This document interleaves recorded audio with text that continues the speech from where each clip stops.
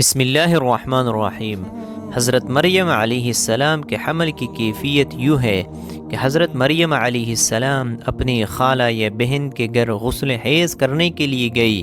پھر پردہ لٹکانا چاہتی تھی کہ حضرت جبرائیل علیہ السلام ایک بے ریش اور خوبصورت نوجوان کی شکل میں ظاہر ہوئے۔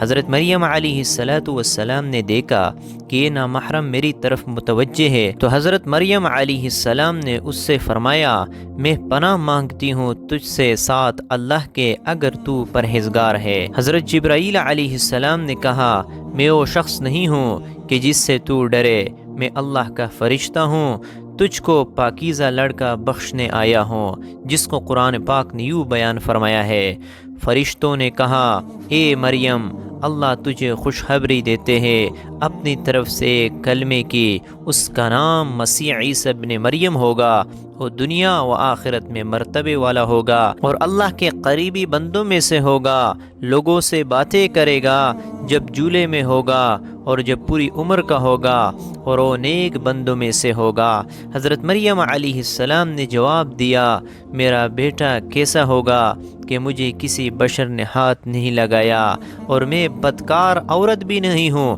حضرت جبرائیل علیہ السلام نے کہا، تیرا کہنا صحیح ہے، لیکن تیرے اللہ نے فرمایا کہ میرے لیے بغیر باپ کے بیٹا دینا آسان ہے، جس کو قرآن پاک نے اس طرح بیان فرمایا ہے۔ مریم نے کہا، اے میرے پیارے رب، میرے یہاں لڑکا کیسا ہوگا جب کسی مرد نے مجھے ہاتھ تک نہیں لگایا ہے؟ اللہ نے فرمایا، اسی طرح اللہ پاک پیدا کرتا ہے جو چاہتا ہے، جب وہ کسی کام کا فیصلہ کر لیتا ہے تو اس کو کہتا ہے ہو جا، بس وہ ہو جاتا ہے۔ بی بی مریم علیہ السلام کو اسی وقت اتنی بڑی بشارت دی گئی کہ وہ نبی ہوگا، بنی اسرائیل اور تورات و انجیل کا عالم ہوگا، اور وہ بڑے معجزوں والا ہوگا، جس کو قرآن پاک نے یوں بیان فرمایا ہے، اور اللہ اس کو کتاب اور حکمت اور تورات اور انجیل سکھائے گا، اور وہ رسول ہوں گے بنی اسرائیل کی طرف۔ حضرت عیسیٰ علیہ السلام کی پیدائش غرض یہ کہ تمام بشارتوں کے بعد حضرت جبرائیل علیہ السلام نے حضرت مریم علیہ السلام کے گریبان میں روح مبارک کو پھونک دیا، جس سے فی الفور حمل رہ گیا۔ حضرت مریم علیہ السلام فرمایا کرتی کہ دوران حمل تنہائی میں حضرت عیسیٰ علیہ السلام مجھ سے باتیں کرتے تھے اور مجمع میں خدا کی تسبیح بیان کرتے تھے، حالانکہ آپ علیہ السلام ابھی پیٹ میں تھے۔ حضرت مریم علیہ السلام اور آپ کی خالہ صاحبہ جب آپس میں ملاقات کرتی تھی تو ایسے معلوم ہوتا کہ خالہ کے پیٹ کا بچہ یعنی حضرت یحییٰ علیہ السلام بانجی کے بچے یعنی حضرت عیسیٰ علیہ السلام کی طرف جھکتا ہے، یعنی سلام کرتا ہے۔ یوسف نجار جو بی بی مریم علیہ السلام کے ماموں کا بیٹا تھا، وہ بیت المقدس میں عبادت کرتے رہتا تھا اور کبھی کبھی حضرت مریم علیہ السلام کو خالہ کے پاس پہنچاتا تھا۔ جب حمل کی حالت سے آگاہ ہوا تو اس نے بھی تحقیقات کی تو حضرت مریم علیہ السلام نے تمام واقعہ بیان کر دیا۔ جب ولادت کا وقت آ گیا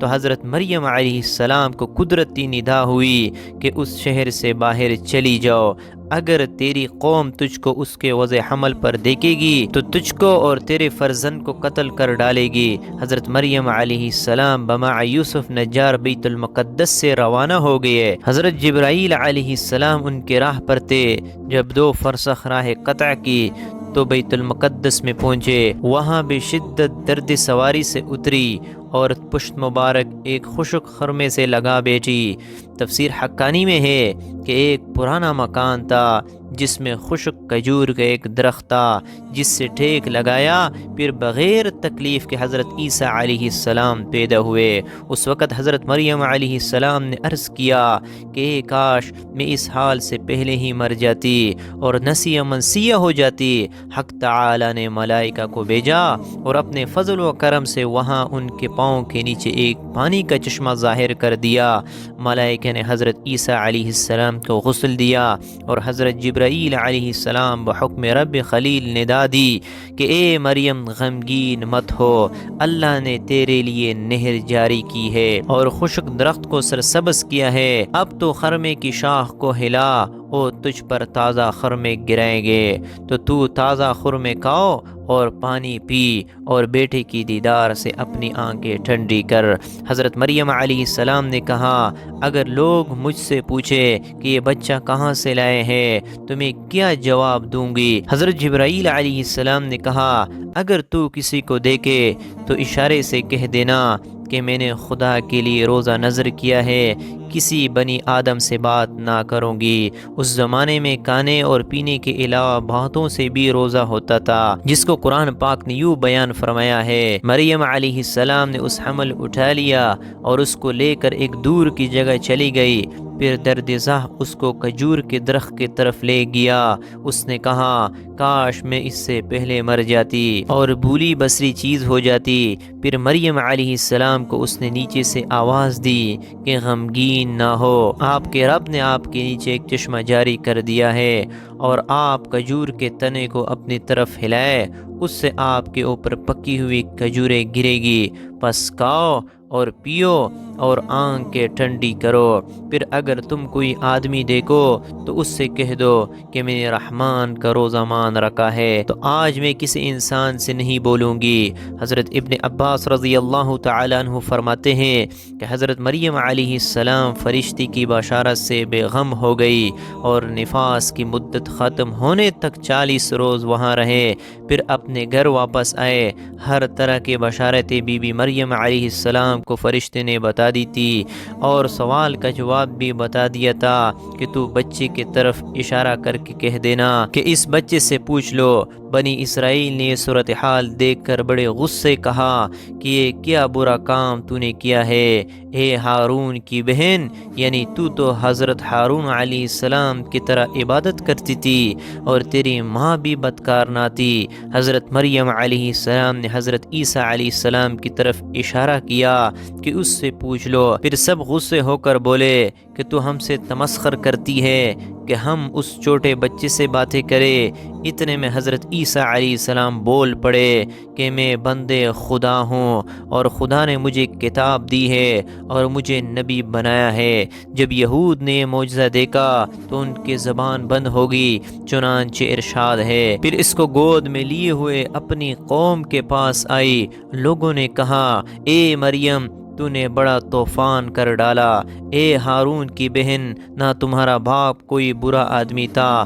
اور نہ تمہاری ماں بدکار تھی۔ پھر مریم علیہ السلام نے اس بچے کی طرف اشارہ کیا۔ لوگوں نے کہا، ہم اس سے کیسے باتیں کریں گے جو کہ گود میں بچہ ہے؟ بچہ بولا، میں اللہ کا بندہ ہوں، اس نے مجھے کتاب دی اور مجھے نبی بنایا۔ معارف القرآن میں ہے کہ جس وقت خاندان کے لوگوں نے حضرت مریم علیہ السلام کو ملامت کرنا شروع کر دیا تو حضرت عیسیٰ علیہ السلام اس وقت دودھ پی رہے تھے۔ جب انہوں نے یہ سنا تو دودھ چھوڑ دیا اور اپنی بائیں کروٹ پر سہارا لے کر ان کی طرف متوجہ ہوئے اور انگشت شہادت سے اشارہ کرتے ہوئے کہا، میں خدا کا بندہ ہوں۔ اس سے پہلے ہی لفظ میں حضرت عیسیٰ علیہ السلام نے اس غلط فہمی کو دور کر دیا کہ اگرچہ میری پیدائش ایک معجزانہ انداز سے ہوئی ہے مگر میں خدا کا بندہ ہوں تاکہ لوگ میری پرستش میں مبتلا نہ ہو جائے۔ ان الفاظ میں حضرت عیسیٰ علیہ السلام نے اپنی شیر خوارگی کے زمانے میں اللہ کی طرف سے نبوت